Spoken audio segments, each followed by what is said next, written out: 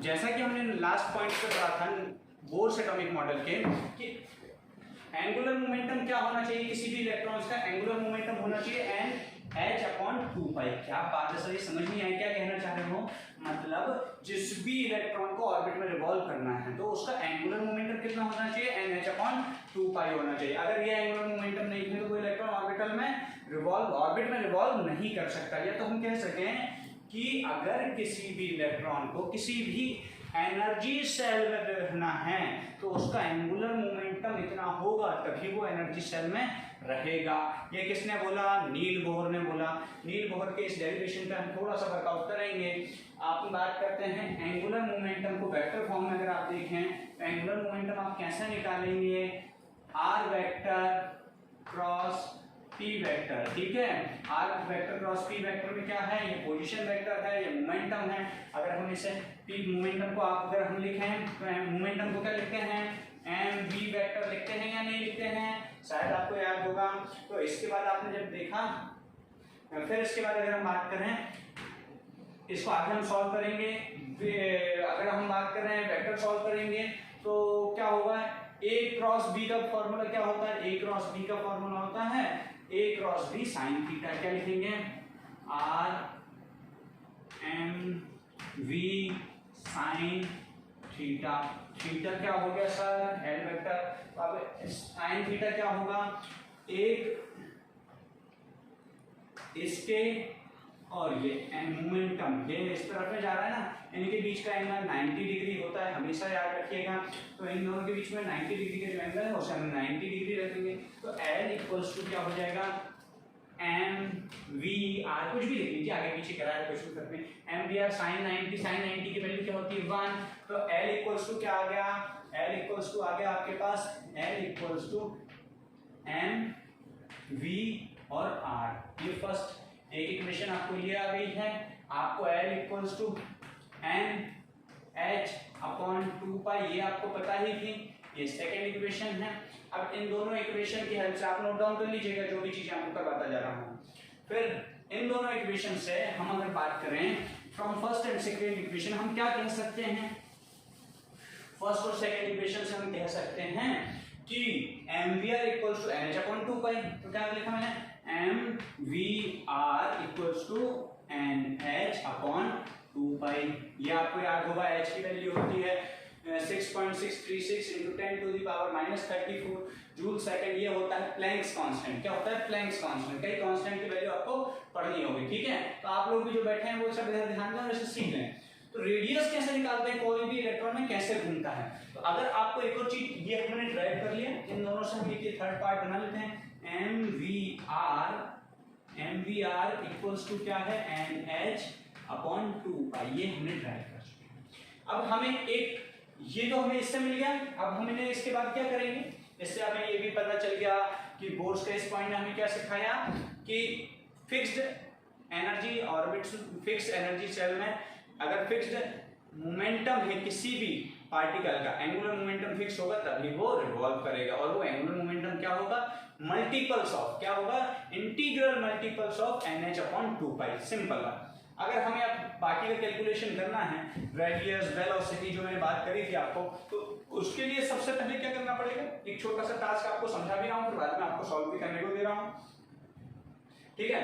अगर मैं सबसे पहले इसके लिए बताता हूं कि आपको क्या सॉल्व करना पड़ेगा। पहले आपने करा, याद हो आपको रदरफोर्ड का एक एक्सपेरिमेंट था। रदरफोर्ड के एक्सपेरिमेंट में मैंने एक चीज बताई थी कि रदरफोर्ड ने बोला था कि न्यूक्लियस में सेंटर में पॉजिटिवली चार्ज है और इलेक्ट्रॉन आसपास हैं, रिवॉल्व भी कर रहे हैं। ये उसी ने बोला था। तो उसने एक बात और बताई थी कि रिवॉल्यूशन के लिए एनर्जी कौन देता है? तो बोल रहा था इलेक्ट्रोस्टैटिक फोर्स, जो इलेक्ट्रॉन ही घूम रहा है, इस इलेक्ट्रॉन को यहां से जो फोर्स दे रहा है, ध्यान से सुनो बेटा, ये यहां से न्यूक्लियस जो इलेक्ट्रॉन को होल्ड करने के लिए फोर्स दे रहा है, इधर देखो, फोर्स इलेक्ट्रोस्टैटिक इक्वल्स टू क्या कर दे रहा है? ये जो इलेक्ट्रॉन है, फोर्स जो इलेक्ट्रोस्टैटिक है उसे क्या कर रहा है? सेंट्रीपिटल फोर्स में कन्वर्ट कर रहा है। सेंट्रीपिटल फोर्स क्या होता है? किसी को भी सर्कुलर मोशन में कन्वर्ट करने के लिए। इक्वल्स टू क्या है, फोर्स सेंट्रीपिटल में कन्वर्ट कर ले रहा है। तो मतलब force electrostatic equal to force centripetal. अब फोर्स इलेक्ट्रोस्टैटिक की अगर मैं बात करूं, फोर्स इलेक्ट्रोस्टैटिक आपने फिजिक्स में पढ़ा होगा, तो आप फोर्स इलेक्ट्रोस्टैटिक निकालने के लिए क्या करते थे, मतलब दो चार्जेस के बीच में लगने वाला फोर्स, इसको आपने फिजिक्स में पढ़ेंगे, force electrostatic equals to 1/4 pi epsilon naught Q1 Q2 upon R square. ठीक है, ये फॉर्मूला होता है जब किसी भी दो ऑब्जेक्ट के बीच में फोर्स लगता है। आप देखेंगे तो आपने जब 11th क्लास में फिजिक्स में पढ़ेंगे तो यहाँ पे के लिख के वो Q1 Q2 upon R square आपको कराते हैं, Q की वैल्यू आपको कांस्टेंट बता देते हैं, मतलब इस सब की वैल्यू कांस्टेंट आपको बताते हैं। ठीक है, अब मैं इसको अगर सॉल्व करने जाता हूँ, पहला ये हो गया। अब मेरी बात एक ध्यान से देखना कि Q1 और Q2 क्या है। अगर एक एटम है तो उस एटम में Q1 क्या है, मतलब चार्ज, मतलब E। ठीक है, Q2 क्या होगा, Q2 ये होगा न्यूक्लियस। तो न्यूक्लियस में तो क्या होता है, चार्जेस होते हैं, जितना नेगेटिव उतना पॉजिटिव, लेकिन इलेक्ट्रॉन तो एक है, चार्जेस प्रोटॉन्स तो ज्यादा हो सकते हैं ना, एक से ज्यादा। तो इसके लिए हम क्या करेंगे, Ze मतलब एटॉमिक नंबर, समझ रहे हैं ना, प्रोटॉन्स इसमें तो 10 हो सकते हैं, ये हम बात एक इलेक्ट्रॉन की कर रहे हैं, लेकिन प्रोटॉन 10 हैं, तो इसे हम क्या करेंगे, Ze लिखेंगे। तो मैं इसे लिखूंगा 1/4 pi epsilon naught E into Ze upon R square. Clear है मेरी बात, समझ आया। चलिए अब इसके बाद एक चीज हम देखें कि ये हो गया हमारा क्या, फोर्स इलेक्ट्रोस्टैटिक। देखो मैंने बताया फोर्स, इधर एक साइड लिख लेते हैं, equals to 1/4 pi epsilon naught E square Z upon R square, ये हो गया। ठीक है, अब मेरी बात समझो, दूसरा फोर्स क्या पढ़ाया था मैंने, सेंट्रीपिटल फोर्स। सेंट्रीपिटल फोर्स क्या, जो कि सर्कुलर मोशन में काम करेगा, mv² अपॉन आर। ये आपको पता है, कोई भी सर्कुलर ऑब्जेक्ट में घूम रहा है, फिजिक्स में पढ़ते हैं आप लोग, ये आपको आता है।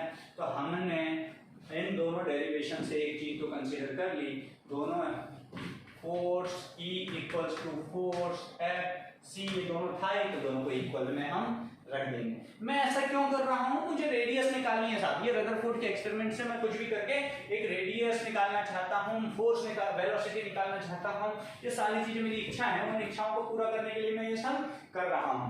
ठीक है, आप चेक करते रहिएगा, वीडियो चलते रहा है, नहीं तो कई बार बंद हो जाता है, चल रहा है ना, हाँ ठीक है। अब दोनों डेरिवेशन को, फोर्स सेंट्रीपिटल इक्वल्स टू क्या हो गया, mv² upon are. From equation, ये तो मैंने थर्ड दे दी, फोर्थ दे दी, फिफ्थ दे दी, देखो रही है ना। अब इन दोनों को मर्ज करके एक इक्वेशन बना दी। इक्वेशन क्या बनाई,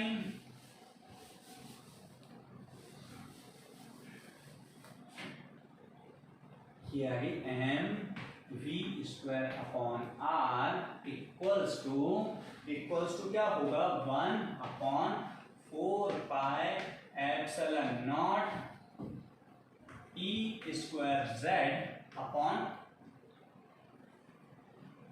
आर स्क्वायर। क्लियर है मेरी बात, दिख रहा होगा, मुझे लग रहा है इतना तो डिस्टर्बेंस नहीं है। अब हमें क्या करना है बेटा, एक इक्वेशन हमारे पास ये है, नहीं मानेंगे,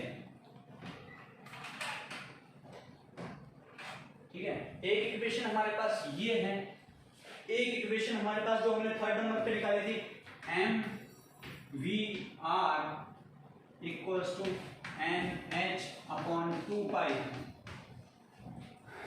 अब मुझे क्या चाहिए, r निकालना है।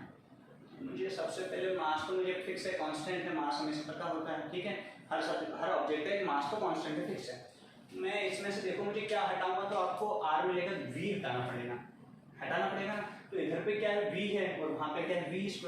तो मैंने क्या करा, ये गरीब इक्वेशन को थर्ड नंबर बोला, थर्ड, और इसका नाम है 5। ठीक है, मैंने क्या किया, इक्वेशन थर्ड का स्क्वायर कर दिया, इक्वेशन थर्ड का स्क्वायर कर दिया, और उसे डिवाइड कर दिया किससे, फिफ्थ इक्वेशन से। ये मैंने एक चीज करा, इससे क्या होगा, आपने क्या देखने को मिलेगा बेटा, ये देखने को मिलेगा, थर्ड को मैंने स्क्वायर कर दिया, m² v² R square equals to N square H square upon 4 pi square हो जाएगा या नहीं हो जाएगा? समझ आया इतना आप लोगों को? अब इसके बाद आपको क्या करना था, पहले दीजिए ये स्क्वायर कर दिया और divided by fifth equation. Fifth equation क्या कहती है?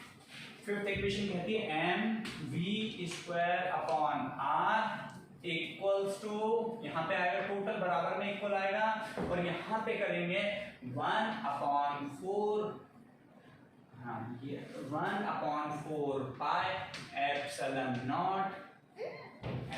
Not E square Z upon R. Clear है सर? कितना कंफ्यूजिंग है? कोई कंफ्यूजिंग नहीं, आप इसको ध्यान से देखें। आपने इन दोनों इक्वेशन को एक दूसरे के डिवाइड में रख दिया बेटा, डिवाइड में रख दिया तो इधर देखो, इधर ध्यान से देखना, एक एम से एक एम गया कटक, वी स्क्वायर से वी स्क्वायर गया कटक।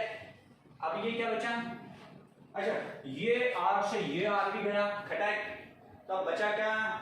यहाँ पे बचा, यहाँ पे क्या बचा? मैं इस साइड में आपको बता रहा हूं, M R square equals to M R, ये देख रहे हैं ना आप? यहाँ पे कंफ्यूज ना हो, बहुत आसान है ये। यहाँ से आपने इक्वेशन, तो दोनों इक्वेशन को एक के ऊपर एक रख के मैंने सॉल्व किया। अब एम आर स्क्वायर नीचे का तो सब चला गया, इक्वल्स टू यहाँ पे क्या है? यहाँ पे देखो एक पाई से पाई चला गया, 4 से 4 चला गया, इधर पे देख लें। तो अब ये क्या बचा? एन स्क्वायर एच स्क्वायर, ये बचा, यहाँ पे पाई बचा जो नीचे चला जाएगा, यहाँ से जो नीचे गया वो क्या दिखेगा? एक तो पाई आ गया, ठीक है। पाई के बाद ई स्क्वायर जेड आ जाएगा। आप कैलकुलेशन में मास्टर है मुझे पता है। एप्सिलॉन नॉट है, एप्सिलॉन नॉट ऊपर चला जाएगा, एप्सिलॉन नॉट। क्लियर है या नहीं है? समझ आया सभी को? बस इतना ही हमारा सॉल्व करना था, ठीक है। अब इसके लिए हमें क्या करना है? अब हमें क्या करना है? आर स्क्वायर अपॉन यहाँ पे जो नीचे वाला ये आर था, आर कहाँ था? 4 पाई एप्सिलॉन नॉट, ये सॉरी हाँ 4 पाई एप्सिलॉन नॉट, ये यहाँ पे आर स्क्वायर था, सॉरी, तो एक आर यहाँ ऊपर आ जाएगा, ये यहाँ पे एक आर भी आएगा, मुझे याद था इसलिए मैंने कर दिया। यहाँ पे ये आर स्क्वायर था, आपने यहाँ पे ड्राइव किया था ना बेटा, ये आर स्क्वायर रखेंगे यहाँ पे। जब ये ऊपर आर आ जाएगा तो ये स्क्वायर से ये आर भी चला जाएगा। समझ पा रहे हैं मेरी बात? अब बचा क्या? अब बचा sir M R equals to N square H square epsilon naught upon में पाई ई स्क्वायर जेड। अब मेरी बात समझना, ये आपको दिख रहा है। अब आर क्या होता है? आर हो जाएगा sir R equals to N square H square epsilon naught pi E square Z into M. M नीचे जाएगा ना मल्टीप्लाई में, ठीक है। अब इस इक्वेशन में आप अगर देख पा रहे होंगे तो क्या क्या चीजें कांस्टेंट हैं? एच प्लैंक्स कांस्टेंट, ये आपको पहले ही दिया हुआ है, मैंने सबसे पहले ही बोर्ड पे एक चीज लिख रखी थी, प्लैंक्स कांस्टेंट। एच दिया हुआ है, एप्सिलॉन नॉट भी कांस्टेंट है जो आपको फिजिक्स में बताया ही हुआ है, पाई भी कांस्टेंट है, चार्ज का स्क्वायर चार्ज भी कांस्टेंट है, चार्ज का जो है वो भी कांस्टेंट है, मास ऑफ एन इलेक्ट्रॉन वो भी कांस्टेंट है। तो हम इसमें क्या लिख सकते हैं? ऐसे लिख सकते हैं या नहीं? R equals to H square, ये एच है, epsilon naught upon pi E square M, मैंने क्या किया? एन स्क्वायर अपॉन जेड यहाँ ले लिया, क्यों? क्योंकि ये वेरी करते हैं। और हमने क्या किया? इसको ये जो दिया हुआ है इसकी वैल्यू निकाल ली।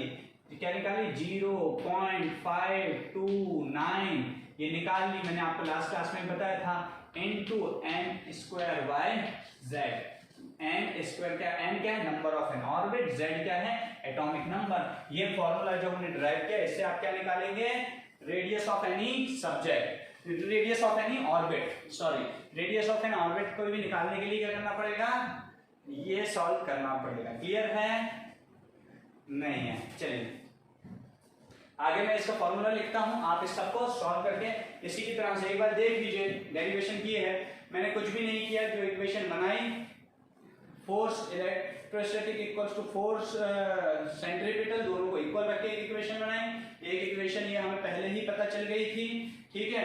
ये दोनों इक्वेशन को डिवाइड करने का ये रूल लगाया कि पहली इक्वेशन को स्क्वायर किया, दूसरी इसको उससे डिवाइड करा, तो एक डिवाइड करने के बाद एक इक्वेशन बनी। उस इक्वेशन से आपने क्या किया, z की वैल्यू निकाली। क्लियर है सभी को, z की वैल्यू और r की वैल्यू निकाली। I am really sorry. तो इससे आप क्या निकाल पाएंगे, रेडियस। तो अब आपको क्या इतना टफ है सर? टफ कुछ भी नहीं है बेटा, छोटे छोटे से कैलकुलेशन से डिवाइड्स हैं और कंसेप्ट्स हैं। या मेरे जैसा बंदा पढ़ा सकता है तो तुम तो पढ़ ही सकते हो, ठीक है। अब सबसे पहले बात करें r क्या होता है। आपसे कई बार इसका फॉर्मूला थोड़ा बहुत याद रखना चाहिए और आपको इसका डेरिवेशन आना चाहिए।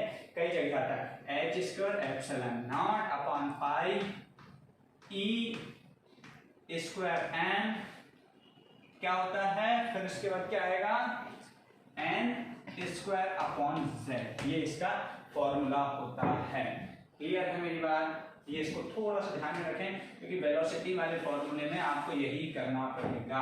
क्लियर है मेरी बात? इस बार की रेडियस की फॉर्मूला क्या हुई, रेडियस का फॉर्मूला हुआ 0.529 into n square upon z। Clear है? Where n is a number of N orbit और z is a atomic number. अब इसमें एक क्वेश्चन पूछता है कि what is the radius of first excited state। क्या बोला, first excited state of hydrogen. मेरी बात समझना, हाइड्रोजन की ऑर्बिट कितनी होती है, फर्स्ट एक ऑर्बिट होती है। एक्साइटेड स्टेट मतलब ऑर्बिट कितनी हो गई, दो। पहली एक्साइटेड स्टेट मतलब वो जंप करके उसके बाद वाली ऑर्बिट में चला गया, तो n की वैल्यू क्या हो जाएगी तब 2। तो मैंने क्या किया, एक क्वेश्चन आपको बोल रहा हूं, find the radius of a first excited ground state होती है जो नॉर्मली जिसमें रहती है, उसके पहली बार जंप करा तो first excited state, second excited state, third excited state, ऐसा होता। तो मैंने बोला आपको find the radius of a first excited state of a hydrogen. तो आप क्या करोगे, 0.529 multiply by first excited state मतलब पहले में वो रहता ही था, सेकंड वाली होगी, इसी को फर्स्ट एक्साइटेड स्टेट बोलेंगे। जिसमें वो रहता उसके बाद वाले को फर्स्ट एक्साइटेड स्टेट, सेकंड वाले को सेकंड एक्साइटेड स्टेट। तो फर्स्ट में रहता था, सेकंड वाले को 2 का स्क्वायर मतलब 4। सिंपल आप जानते हैं 2 का sorry square equals to 4 upon z क्या है, z एटॉमिक नंबर हाइड्रोजन का क्या होता है 1। तो सिंपल कर देना 4 इंटू 0.529, ये जो आएगी एंगस्ट्रॉम। रेडियस किसमें आती है, एंगस्ट्रॉम में। ये सारी की सारी क्या हो गई, रेडियस निकल जाएगी किसी भी सब्सटेंस की। क्लियर है मेरी बात? आप इसे फॉलो करें। आज इसी के रिगार्डिंग कुछ क्वेश्चंस भेज रहा हूं, उसे आप सॉल्व करें। पहला हमने ये निकाला, इसके बाद वेलोसिटी निकालने का एक फॉर्मूला है, वो भी मैं आपको थोड़ा सा बता देता हूं। आप खुद भी एक्सपेरिमेंटली ट्राई करके देखिएगा, मुझे लगता है आप ज्यादा अच्छे से कर पाएंगे। बेटा आपके पास एक इक्वेशन थी, याद करो, जो किसने दी थी, नील बोहर ने। नील बोहर ने क्या बताया था कि पहले मैंने यहां से देखा ये बताया, मतलब ये वाली mvr इक्वल्स टू क्या बोला था उसने, NH/2। इसमें m तो कांस्टेंट है, टेंशन लेने की जरूरत नहीं है। r की वैल्यू ये है, इसको पुट करो, आगे पीछे करके देखो, v की वैल्यू हो जाएगी। v का भी ऐसे कॉम्प्लेक्स सा फॉर्मूला आएगा, वो आप निकालिए, फिर मुझे कन्वे करिए, मैं उसका कांस्टेंट वैल्यू बता दूंगा, आप इसे सॉल्व कर सकते हैं। थोड़ा सा ट्राई करिए, मुझे लगता है बहुत आसानी से हो जाएगा। क्लियर है सभी को? आज की क्लास में हम इसी को सॉल्व करेंगे।